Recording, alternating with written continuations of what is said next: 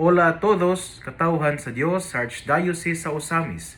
Sa ngalan sa tong talahuron nga Arsobispo, si Archbishop Martin Sarmiento Humuwadidi, ug sa kahupungan sa tibuok kaparian, dinhi sa lokal nga simbahan sa Osamis, kini nausab si Reverend Father Eman Pudyutan ang magahatod kaninyo sa atong mga pagpamalandong bahin sa Ebanghelyo karong adlaw. Mga igsoon ko ni Kristo, adlaw karon nga Biyernes, Mayo 29 sa tuig 2026 ug anaa na kita sa ikawalo nga semana sulod sa ordinaryong panahon diha sa liturhikanong kalendaryo sa tuang simbahan.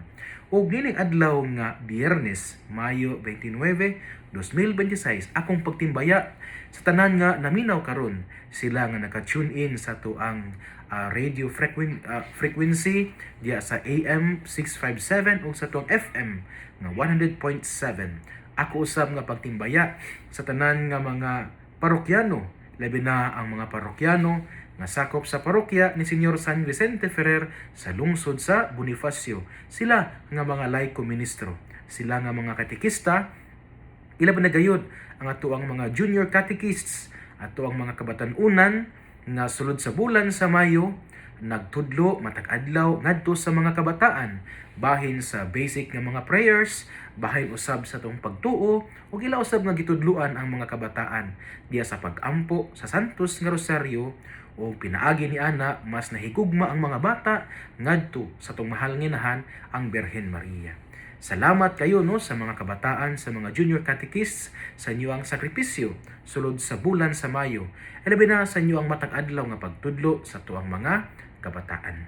Nya salamat kay usab sa mga nahimo nga mga sponsors sa mga snacks sa mga kabataan. Salamat kayo sa inyo ang pag-extend, sa inyo ang generosity ngadto sa tuang mga kabataan. Salamat kayo sa inyong pagigugma sa simbahan, pinaagi diha sa inyo ang pagpakaon labi na sa mga bata nato nga nangapil sa Flores de Mayo.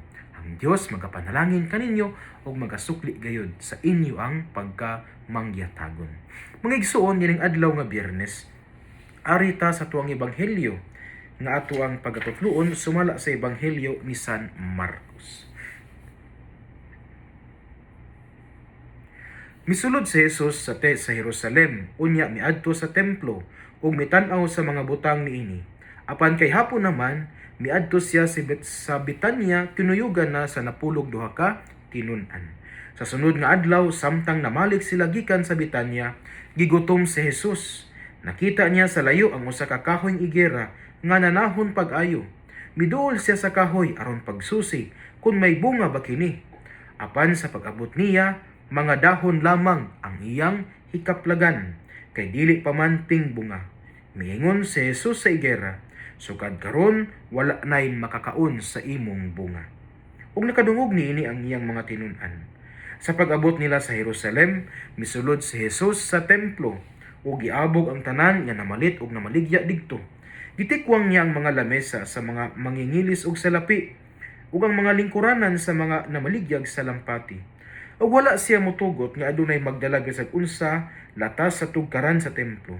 Unya gitudloan niya ang mga tawo. Nag-ingon ang Dios diya sa kasulatan, paganganlan ang akong balay ug balay sa pag-ampo alang sa tanang mga tawo. Apan gihimo ninyo kini nga taguanan sa mga tulisan. Nakabalita niini ang mga kadagkuan sa mga pari ug ang mga magtutudlo sa balahon. Busa misugod sila pagpangitag pamaagi sa pagpatay kang Hesus. Nanghadlok sila kaniya kay nadaniman sa iyang pagtulunan ang tibuok panon sa tanang mga tawo. Sa pagkasawumsum na, si Jesus ug ang iyang mga tinun-an mibiya sa syudad. Sayo sa pagkabuntag, samtang naglakaw sila sa dalan, nakita nila ang kahoy igera. Kini nalaya na gikan sa kinatumyan ngadto sa mga gamot. Ug nahinumdum si Pedro sa pagtunglo ni Jesus sa kahoy igera. Ug siya mingon kaniya, magtutudlo, tan-awara, namatay ang kahoy igera nga imong gitunglo. Miingon si Jesus kanila, timan ikini, kung kamo may pagtuo sa Dios, makasugo kamo niining bungtura, maalsa ka ug layat ngadto sa dagat. Kung kamo walay pagduha-duha sulod sa inyong kasing-kasing, kung dili nagtuo nga mahimo ang inyong gisulti, mahimo gayod kini. Tungod niini, mag-ingon ako kaninyo, nga kung kamo mag-ampo ug mangayo og usa ka butang, tuohi nga madawat ninyo kini ug mainyo gayud kini. Inigtindog ninyo aron pag-ampo kun aduna kamoy kayugot batok kang bisan kinsa, pasaylua una siya aron ang iyong amahan nga tuwa sa langit mo pasaylo usab kaninyo. Mga igsoon ang ebanghelyo sa Ginoo. Daygon ikaw o Kristo. Mga igsoon ning adlaw nga Biyernes, ang ato dang ebanghelyo ato nga gikutlo sumala sa ebanghelyo ni San Marcos kapitulo 11 unya bersikulo 11 hangtod sa 26. Di natong nadungog ang mga panghitabo diha sa kinabuhi ni Hesus. Nga una nga iyang giingnan ang kahoy igera nga wala namunga tungod kay nanahon naman kini og iyang giingnan nga wala nay makakaon sa maong kahoy igera. Kaduha, didto sila sa templo diin gibalintuwang ni Hesus ang mga lamesa tungod kay nalagot o nasuko sa Hesus kay ang balay or ang templo sa Dios nga imbes mahimo unta nga balay sa pag-ampo, gihimo man noon nga tuguanan sa mga tulisan. Sa ato pa nay korupsyon, nay dili maayong panghitabo nga gihimo didto sa templo. Nay maayo nay dautan nga binuhatan nga gihimo sa templo. Ug gumikan niini nasuko sa Hesus. Ikatulo mga igsuon, kaning giingon ni Hesus sa katapusan sa atong ebanghelyo nga kung mag-ampo tuuhan kini nga kini maangkon ug ihatag sa Dios. Ug kung kini ihatag sa Dios kung walay kayugot sulod sa kasing-kasing sa nag-ampo. Ug kining tulo nga mga panghitabo mga igsuon nga atong nadungog diha sa templo, nagtulo nato nining duha ka mga nindot ug importante nga mga butang nga angay ginato nga isilsil sa tong alimpatakan aron kini usab atong ma-apply sa atong kinabuhi ug ang Dios usab mahimuot kanato. Una mga igsoon ko ni Kristo, kani gyung mahitungod sa pag-ampo. Ang pag-ampo di ay nga dunggon sa Dios matud sa ebanghelyo kanang pag-ampo sa usa ka kasing-kasing nga walay kayugot. Pag-ampo sa usa ka kasing-kasing nga walay kalagot. Pag-ampo sa usa ka kasing-kasing nga hinlo. In other words, mga igsuon, a prayer that comes from a heart that is pure, free from hatred, free from kanabitawng mga pagdumot sa isig katawo, that prayer will be answered by God, or God will hear that prayer. Mao kini ang unang punto mga igsoon, nga ang pag-ampo nga dunggon sa Dios kanaging pag-ampo nga gikan sa kasing-kasing nga hinlo, walay kalagot, walay pagdumot, walay kayugot. Sa ato pa kasing-kasing nga limpyo. No wonder why mga igsoon kabantay mo diya sa santos nga misa. Ang atong santos nga misa, sugdan man gid siya sa pagpanguros. Ni after sa pagpanguros, moingon ang pari, ang Ginoo manaa kaninyo. Ug motubag usab ang katawhan, ug manaa usab kanimo. And what comes after sa greeting sa maong pari? Di ba moingon man ang pari mga igsuon, maghinulsol kita sa atong mga sala aron mahimo kitang angayan ug andam nga mosaulog nining santos nga kasaulugan. Meaning to say mga igsuon, nga kita diya sa santos nga misa kinahanglan nga atong hinluan ang atong kasing-kasing. Mangayo kitag pasaylo sa Dios ug sa atong isig katawo. Let us free our heart from hatred. Let us free our heart from the thought of revenge. Kay ni ana nga paagi, kita mahimong angayan nga moampo sa pinakataas nga pag-ampo nga mao ang santos nga misa. Ug niana usab nga paagi, ang atong pag-ampo kahimutan og dunggon sa Dios. Gani kung adto kita sa Biblia, di ba sa 7 last words ni Jesus? Unsa may pinakauna nga pulong ni Jesus, or what was the first words no sa kaning 7 last word ni Jesus? Ingon si Jesus samtang siya nagbitay sa krus, amahan pasaylua sila kay wa sila nasayod sa ilang gibuhat. Meaning to say, forgiveness, asking forgiveness will cleanse our heart so that our prayer will rise up to God. So kini namangigso naghagit kanato nga hinahinay nato nga kanang bitong wag tangon sa atong kasing-kasing atong mga kalagot, ang atong mga kayugot, ang atong mga kahiubos, ang atong mga kasuko mga igsuon. Well, dili gini siya sayon tungod kay kabahin kini sa atong pagbati. Isip tawo, mubati ta niini, masuko ta, malagot ta, Usahay kung sakit kayo ang gibuhat bato kanato, usahay magtanom ta og kanang kayugot or pagdumot. Pero hinahinay natong wad-on kini sa tong kasing-kasing aron nga ang panalangin nga ato ang isulti sa tong bakba dunggon gayud sa Dios. Ug ang panalangin nga atong gipangayo sa Ginoo iya gayud nga ihatag kanato. Mao bitaw sa ebanghelyo gihinluan ni Kristo ang templo because ang templo is meant to be a clean temple aron ang mag-ampo dito dunggon sa Dios ang pag-ampo. In the same way, our heart should be a clean heart, a pure heart, so that our prayers, every prayer that we utter, will rise up to God. Unya dunggon sa Dios ug ihatag kini dinhi sa ato ang kinabuhi. Ikaduha nga punto mga igsuon nga ato ang pwede nga mapamalandungan sa atong ebanghelyo karon kining giingon diri sa ato ang ebanghelyo. Kini bitaw nahitabo diri sulod sa templo.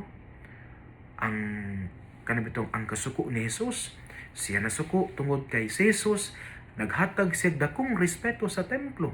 Kay ang templo maong balay sa Ginoo, balay sa pag-ampo.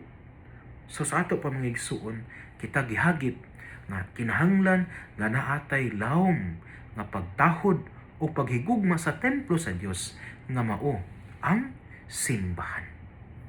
I am referring to the structure, not just to the church nga mao ang katawhan sa Dios, but I am referring to the structure because sa atong naobserbahan karong panahon na nagkagamay na or wala na bitaw kayo nato na hatagan og pagrespeto ang simbahan nganuman. For example, kapila nako nakamisa og mga simbahan, apil na ang mga kapilya. Unya pag humagmisa, ang mga tawo nga nagdala og kanabitong candy wrapper, ilar pong ibilin sa simbahan. Nagtuo sila nga ang simbahan basurahan. Pero ang simbahan, matod ni Kristo sa ebanghelyo, templo sa Dios, balay sa pag-ampo. Meaning to say, nga sa simbahan, ang atong dalon, ang atong mga pag-ampo. Makihinabi kita sa Dios, atong tagbuon sa Dios. Ang simbahan, ang templo, diin kita mag-ampo, dili siya basurahan. So atong likayan mga igsuon, ang pagpanamastama sa simbahan. Kay kung kita, magbiling kitag basurahan sa simbahan, ato pod nga gipanamastamasan, ug atong giinsulto ang Dios nga nagpuyo anang maong templo nga mao ang simbahan. So kini praktikal kay mga igsuon nga hinaot atong hinahinayan nga wad-on sa atong kinabuhi. Kung magdala kita og mga candy wrapper sa simbahan, mga water bottles kung mag-inom kita, then atong dalon. Or mangita kita og basurahan. Kung walay basurahan nga itong makita gawa sa simbahan, atong dalon. Ug didto sa atong mga balay nato ilabay ang maong mga wrapper sa basurahan sa atong balay. Kay again, mga igsuon, if we disrespect the church, the building, which is the house of God, we also disrespect the God who lives in that temple. Ang pagpanamastama sa simbahan, mausab pagpanamastamas sa Ginoo nga nagpuyo ana nga simbahan. Atong higugmaon ang atong mga simbahan, hinduan nato. Mabitaw nga kung naay mga sponsors nga mohinlo sa simbahan, faithful kita nga mobuhat niini. Ang paghinlo sa simbahan is also our own way of showing nga nahigugma kita sa simbahan. Kanang mga sponsors nga faithful mutuman sa ilaang mga tahas sa paghinlo sa simbahan, nagpakita nga sila nahigugma gayud sa simbahan o sila nahigugma sa Dios. Busa mga igsuon kini, let us maintain our church nga hinlo kay diha kita makihinagbo sa Dios, diha nagpuyo ang Dios ug diha kita muadto aron dal-on ang atong mga pag-ampo, pangliupo nga atong ihalad sa atong langit ng Amahan. Si Kristo sa ebanghelyo nasuko siya kay walay respeto ang mga tawo sa templo sa Dios. Kita usab gihagit karon mga igsoon nga atong respetuon, hatagan og respeto ang simbahan, ang templo sa Dios. Dili nato kini hugaw-hugawan, dili binlan og mga basura ug labaho sa tanan. Ato kaning i-maintain ang kalimpyo niini. Kay kini templo sa Dios, diin kita makihinagbo kaniya, dal-on ang atong mga pag-ampo. ngadto sa labaw makagagahom. Mga igsuon, dinhin na nakukutob sa akong pagmalandong. Duha ka puntos akong gipaambit kanyo karon. Una, nga mao ang pag-ampo sa kasing-kasing nga hinlo dunggon sa Dios. And so we are challenged to clean our hearts, to free our hearts from revenge, from hatred, aron ngatong pag-ampo dunggon gayud sa Dios. Ikaduha nga punto mga igsoon, mao nga kita gihagit sa ebanghelyo. Let us love the church, the structure. Let us make it clean, maintain its cleanliness. Dili nato himon kining basurahan, og faithful kita kung kita sponsor mo hinlo nini. Kay any show of disrespect towards the church is also a disrespect against God. Ang paghigugma sa simbahan is tantamount to loving our God. Mga igsuon, atong hinumduman nga ang maayong balita nga maong pulong ni Jesus angay ginatong pamalandungan, paminawon o paningkamutan nga puy-an diya sa atong kasing-kasing. Kay bulahan kayo ang tawo nga naningkamot nga magpuyo sa mga pulong ni Jesus. Sama siya sa usa ka kahoy nga gitanom daplin sa sapa kan sandahon dili gayud malaya. Tiempo sa timbunga siya muhatag og mamaayo ug daghang mga bunga. Amen. Uban sa pangaliya sa tong mahal nga inahan, nagisangpit natong mga misa misnon nga beren sa kuta, ang Dios unta magapanalangin kaninyo kanunay sa ngalan sa Amahan ug sa Anak ug sa Espiritu Santo. Amen. Mayong adlaw, mag-amping ug ki Dios les siempre bendiga.